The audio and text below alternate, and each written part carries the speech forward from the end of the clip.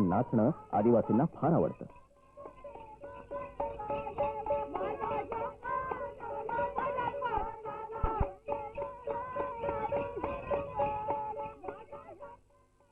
काठीला घुंगरू बांधून सुद्धा आवाज केला जातो. अनेकदा नाचताना स्त्री पुरुष दोघेही घुंगराचे चाळ पायात बांधतात. वतनकारानं लोखंडापासून बनवलेले घुंगरू आदिवासी मोठ्या प्रमाणात विकत घेतात.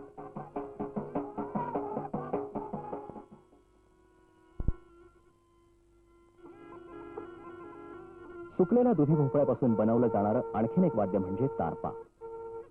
नारन या पर्जन्य देवतेनं तारपा हे वैशिष्ट्यपूर्ण वाद्य आपल्याला दिलं असा समज वारली समाजामध्ये आहे. लांब दुधी भोपळ्याला बासरीप्रमाणे बांबू जोडून तारपा हे वाद्य बनवलं जातं तेव्हा ते आधुनिक सॅक्सोफोन या वाद्याप्रमाणे दिसतं. सुगीच्या दिवसात निघालेल्या पिकांचा आनंद व्यक्त